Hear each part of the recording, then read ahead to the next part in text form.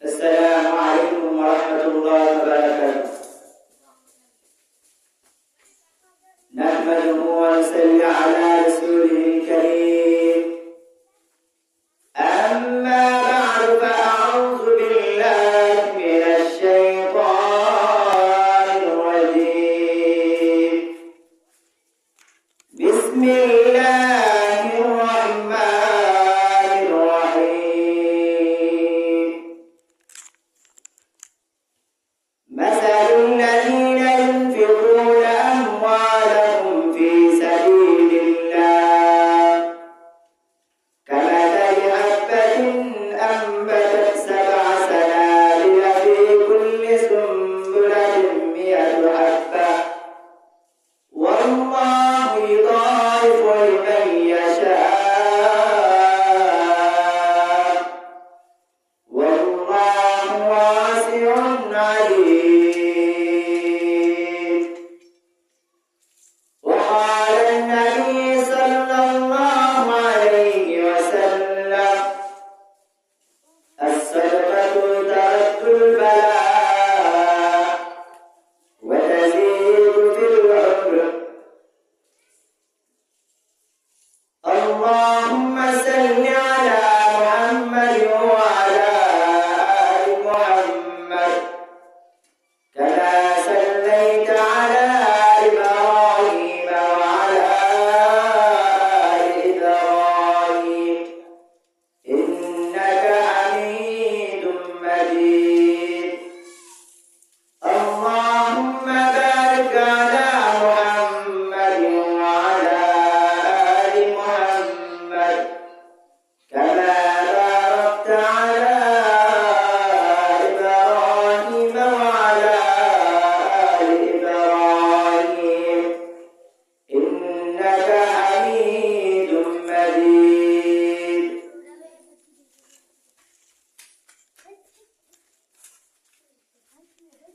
আলহামদুলিল্লাহ, অত্যন্ত আনন্দপুর পশ্চিম পাড়া হাজিরা মসজিদের উদ্যোগে আয়োজিত আজকের এই ইসলামী মহাসম্মেলনের সম্মানিত সভাপতি সাহেব এবং আমার সামনে উপবিষ্ট মুসলিম-ই-কেরাম, আমি আপনাদেরকে আমার পক্ষ থেকে সালাম জানাই। আসসালামু আলাইকুম।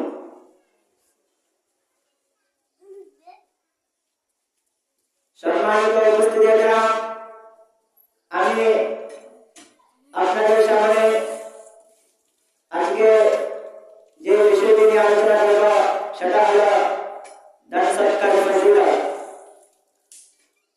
আমি এই বিষয় সম্পর্কে কোরআন হাদিসের আলোকে কয়েকটি কথা বলে আপনাদের সামনে থেকে বিদায় নিব। ওয়ালা তাওফীক ইল্লা বিল্লাহ। সম্মানিত উপস্থিতি, আমি কুরআনের মধ্যে যে আয়াতটি তেলাওয়াত করেছি, এই আয়াতটি আল্লাহ রাব্বুল আলামিন দান সদকার ফজিলত সম্পর্কে নাযিল করেছেন। এই আয়াতের মধ্যে আল্লাহ রাব্বুল আলামিন বলেছেন যে যে ব্যক্তি আল্লাহর নামে আল্লাহর রাস্তায় দান সদকা করবে, সেই দান সদকাকৃত বস্তুটির অবস্থা কিরূপ হবে সেই অবস্থা সম্পর্কে আল্লাহ রাব্বুল আলামিন এই আয়াতের মধ্যে আলোচনা করেছেন। এই আয়াতটি নাযিল করার কারণ হলো তাবুক যুদ্ধের সময় রোমান বাহিনীরা যখন মদিনা আক্রমণ করার প্রস্তুতি নিয়েছিল, তখন নবী করিম সাল্লাল্লাহু আলাইহি ওয়াসাল্লাম সাহাবায়ে-কেরামদেরকে আহ্বান জানালেন যে, হে আমার সাহাবায়ে-কেরাম, তোমরা আল্লাহর রাস্তায় দান সদকা করো। তখন সাহাবায়ে-কেরামগণ নবী করিম সাল্লাল্লাহু আলাইহি ওয়াসাল্লামের আহ্বানে সাড়া দিয়ে হযরত আবু বকর সিদ্দিক রাদিয়াল্লাহু তাআলা আনহু উনি সবকিছু তিনি আল্লাহর রাস্তায় জিহাদের জন্য দান করে দিলেন। আর হযরত ওমর ফারুক রাদিয়াল্লাহু তাআলা আনহু উনি ওনার সম্পদের অর্ধেক অংশ আল্লাহর রাস্তায় দান করে দিলেন। আর হযরত উসমান গনি রাদিয়াল্লাহু তাআলা আনহু উনি 1000 উট এবং 1000 স্বর্ণ রূপা তিনি আল্লাহর রাস্তায় দান করে দিলেন। তখন আল্লাহর নবী হযরত মুহাম্মদ মুস্তাফা সাল্লাল্লাহু আলাইহি ওয়াসাল্লাম খুশি হয়ে আল্লাহর কাছে দোয়া করলেন, হে রব, আপনি তাদের উপর সন্তুষ্ট হয়ে যান, কারণ আমি নবী তাদের উপর সন্তুষ্ট হয়ে গেছি। এই ঘটনার পরিপ্রেক্ষিতে আল্লাহ রাব্বুল আলামিন আয়াতটি নাযিল করেছিলেন।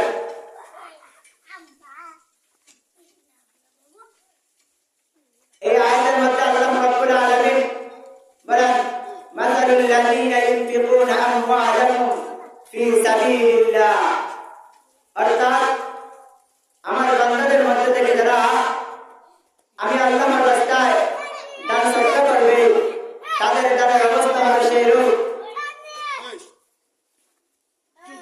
যেমন কেহ একটি শস্য দানা রোপণ করল। আয়াতের পরবর্তী অংশে আল্লাহ রাব্বুল আলামিন বলেন যে কামাসালি হাববাতিন আমবাতা সাবআ সানাবিলা, তার দানের অবস্থা হলো সেইরূপ যেমন সে একটি শস্য দানা রোপণ করল এবং তার থেকে 7টি শীষ উৎপন্ন হইল। ফি কুল্লি সুনবুলাতিন মিয়াতু হাব্বা, এবং ওই প্রত্যেকটি শীষের মধ্যে 100টি করে দানা উৎপন্ন হইল। অর্থাৎ সর্বশেষে দেখা গেল যে সে একটি শস্য দানা মাটিতে রোপণ করার কারণে তার এই গাছটি বড় হয়ে 7টি শীষ দিয়েছে এবং প্রত্যেকটি শীষের মধ্যে 100 করে দানা হয়েছে, মোট 700টি দানা হয়েছে। তার একটি বীজ রোপণ করার কারণে 700টি বীজ, 700টি শস্য উৎপন্ন হয়েছে। অর্থাৎ এই আয়াত থেকে বোঝা গেল যে আল্লাহ রাব্বুল আলামিন বলেছেন যে আল্লাহর রাস্তায় দান করলে তার দামটা হবে সেইরূপ যেমন একজন কৃষক সে জমিনের মধ্যে একটি গমের দানা রোপণ করল এবং তার থেকে একটি গাছ, একটি চারা গাছ উৎপন্ন হলো এবং সেই চারা গাছ থেকে সেই চারা গাছ 7টি শীষ দিয়েছে এবং প্রত্যেকটি শীষের মধ্যে 100টি করে দানা হয়েছে, সর্বমোট তার 700টি দানা হয়েছে। এর কারণ হলো যে সে বৃষ্টি সে সুন্দরভাবে রোপণ করেছে এবং এর মধ্যে আল্লাহ রাব্বুল আলামিন বরকত দিয়েছেন।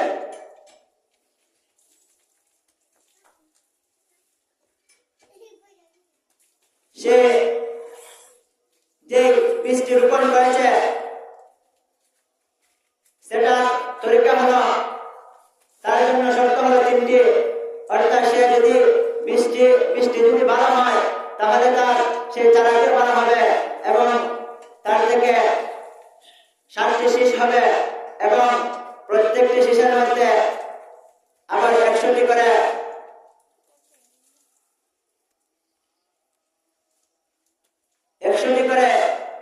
শস্য দানা উৎপন্ন হয়েছে।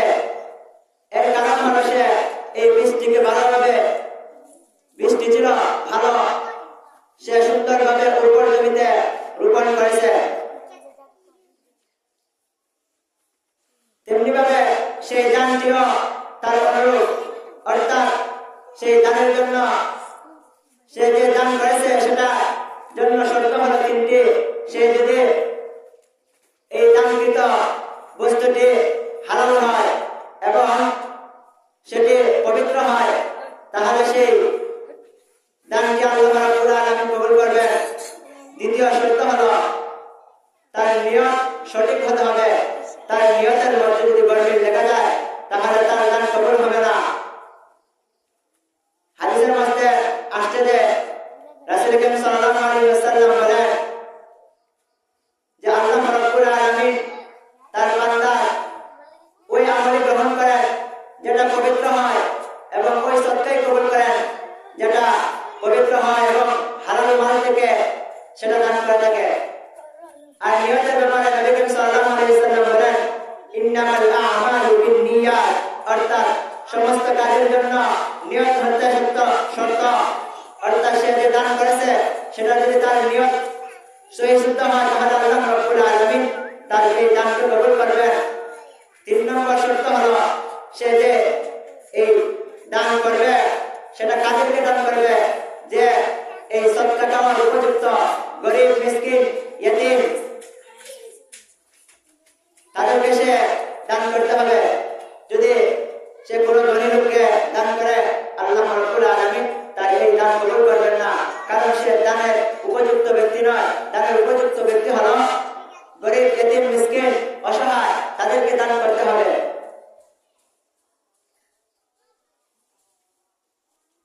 হাদিসের মধ্যে আসছে যে নবী করিম সাল্লাল্লাহু আলাইহি ওয়াসাল্লাম বলেন as-সাদাকাতু তারাকুল বালা, যে সদকা হচ্ছে সকল বিপদ আপদের জন্য ঢাল স্বরূপ। অর্থাৎ সকল বিপদ আপদকে এই সদকা দূর করে রাখে, দূর করে দেয়। এই জন্য আমাদেরকে আল্লাহর রাস্তায় দান সদকা করতে হবে। নবী করিম সাল্লাল্লাহু আলাইহি ওয়াসাল্লাম বলেন যে ব্যক্তি বেশি বেশি দান করে সে আল্লাহ তাআলার নৈকট্য হাসিল করতে পারে, তার থেকে জাহান্নাম দূরে সরে যায় এবং জান্নাত তার নিকটে চলে আসে। হযরত আবু হুরায়রা রাদিয়াল্লাহু তাআলা হতে একখানা হাদিস বর্ণিত হয়েছে যে হযরত আবু হুরায়রা রাদিয়াল্লাহু তাআলা বলেন যে নবী করিম সাল্লাল্লাহু আলাইহি ওয়াসাল্লাম বলেছেন যে মানুষ মৃত্যুবরণ করার পর তার সব ধরনের আমল লিপিবদ্ধ হওয়া সেটা বন্ধ হয়ে যায়, তার কোনো ধরনের আমল লিপিবদ্ধ করা হয় না। একমাত্র 3টি আমলে আল্লাহ রাব্বুল আলামিন তার মরার পরও সেটা লিপিবদ্ধ হয়। 3টির মধ্যে 1 নম্বরটি হলো সদকায়ে জারিয়া। সদকায়ে জারিয়া সেটা হলো যে সে মসজিদ মাদ্রাসায় কোনো কিছু দান করেছে, সেটা হলো সদকায়ে জারিয়া। এবং কোনো মানুষের কল্যাণকর, যা মানুষের কল্যাণে আসবে এরকম জিনিস দান করে দেওয়া। যদি কেউ মসজিদ মাদ্রাসায় দান করে তাহলে মসজিদে যেমন ধরেন কেউ কিছু ইট বা বালি, সিমেন্ট, রড ইত্যাদি দান করলো, সেইগুলো মসজিদের কাজে ব্যবহার করা হলো, তাহলে সে মৃত্যু করার পরও কিয়ামত পর্যন্ত আল্লাহ রাব্বুল আলামিন তার আমল লিপিবদ্ধ হবে। কারণ সে মসজিদের মধ্যে দান করেছে আর সেই মসজিদের মধ্যে মানুষ নামাজ পড়তেছে। আল্লাহ রাব্বুল আলামিন বলেন যে তোমরা যে সদকা জারি হিসাবে কোনো কিছু রেখে যাও তাহলে আমি আল্লাহ রাব্বুল আলামিন তোমাদেরকে কিয়ামত পর্যন্ত তার নেকি দিব। যেমন ধরেন কোনো ব্যক্তি মাদ্রাসায় দান করলো, তাহলে মাদ্রাসায় দান করার পর কোনো ছাত্র যদি ইলম শিক্ষা করে তাহলে সেই ইলম শিক্ষা করে যে সওয়াব অর্জন করেছে সেই ব্যক্তি কবরে বসে সেই সওয়াব হাসিল করতে পারবে। দ্বিতীয়টি হলো সে এমন কোনো বিষয়, এমন কোনো ইলম শিক্ষা করে গেল যা অপরদেরকে শিক্ষা দিয়েছে। অর্থাৎ কোনো মানুষকে সে একটি মাসালা বলে দিল জানার পর, আর সেই ব্যক্তি ওই মাসালার উপর আমল করতে থাকলো, তাহলে ওই ব্যক্তি যদি মারা যায় তাহলে আল্লাহ রাব্বুল আলামিন কিয়ামত পর্যন্ত সে এই ব্যক্তিকে একটি মাসালা শেখানোর জন্য যে সওয়াব এই ব্যক্তি মাসালা শিখে যে আমল করবে, সে আমলের ফজিলত, সে আমলের সওয়াব সে কবরে বসে পাইবে।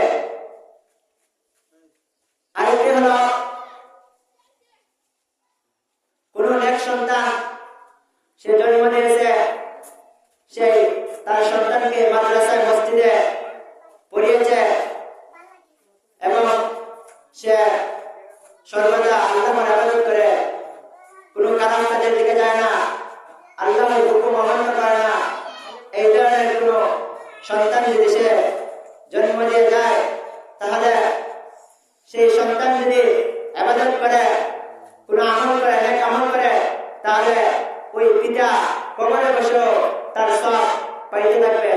এই জন্য আমাদেরকে আমাদের সন্তানদেরকে মাদ্রাসায় পড়াতে হবে, মাদ্রাসার শিক্ষায় শিক্ষিত করতে হবে। কারণ মাদ্রাসার যে শিক্ষা, এটা হলো আখিরাতের শিক্ষা, আর যে অন্যান্য শিক্ষা রয়েছে সেগুলো হলো জাগতিক শিক্ষা, সেগুলো দুনিয়ার কাজে লাগে, আখিরাতের কাজে লাগে না। এই জন্য আমাদেরকে আমাদের সন্তানদেরকে মাদ্রাসায় পড়াতে হবে। মাদ্রাসায় যদি আমরা পড়াই, তাহলে ওই সন্তান যখন ভোরের বেলায় কোরআন তেলাওয়াত করবে, তখন তার পিতাকে আল্লাহ রাব্বুল আলামিন তার সওয়াব দিয়ে থাকবেন।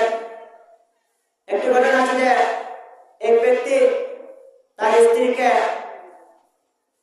গর্ভ অবস্থায় রেখে মারা যাবে, অর্থাৎ সে মুমূর্ষু অবস্থায় সে তার স্ত্রীকে ওসিয়ত করলো, ও বিবি,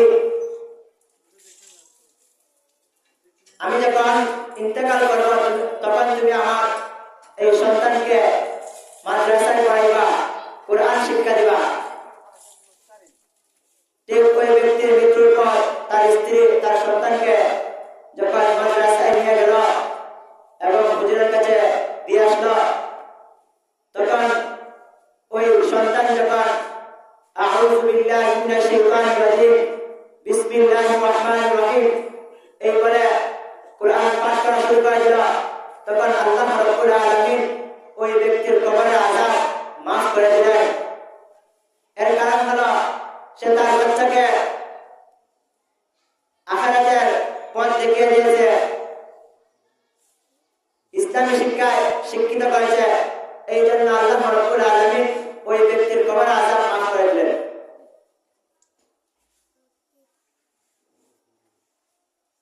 এই জন্য আমাদেরকে সদকা জারিয়া হিসেবে মসজিদ মাদ্রাসা দান করতে হবে।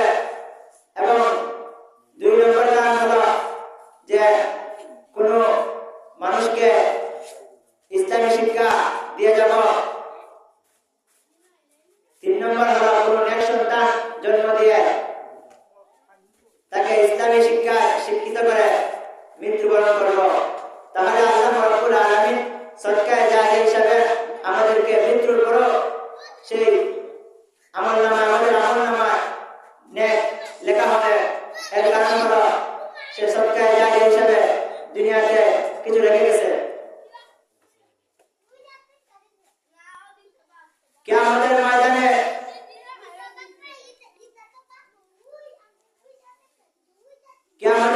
আল্লাহ রাব্বুল আলামিন সেদিন তার আরশের নিচে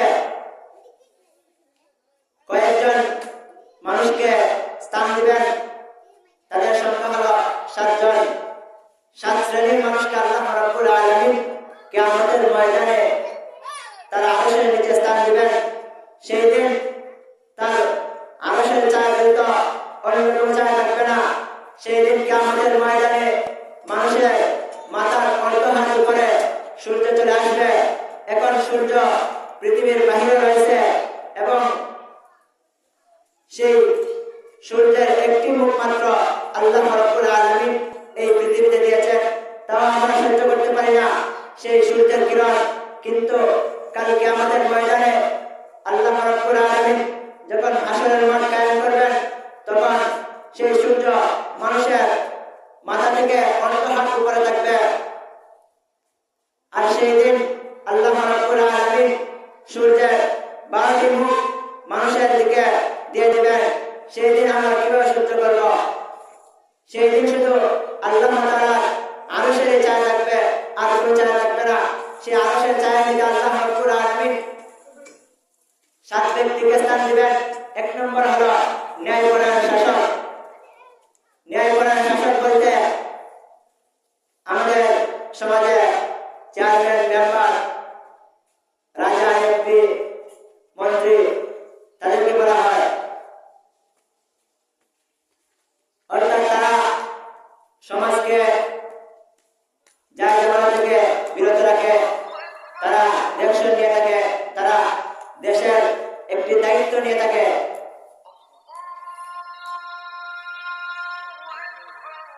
সেই ন্যায় পরায়ণ শাসককে আল্লাহ রাব্বুল আলামিন আরশের নিচে স্থান দিবেন যদি সে কোরআন হাদিসের আলোকে সে সমাজকে গঠন করতে পারে। দ্বিতীয় হলো যে ব্যক্তি দান সদকা করবে, এমন ভাবে দান সদকা করবে গোপনে, অর্থাৎ সে যদি ডান হাত দ্বারা দান করে তাহলে তার বাম হাত টের পাবে না। এই জন্য আমাদেরকে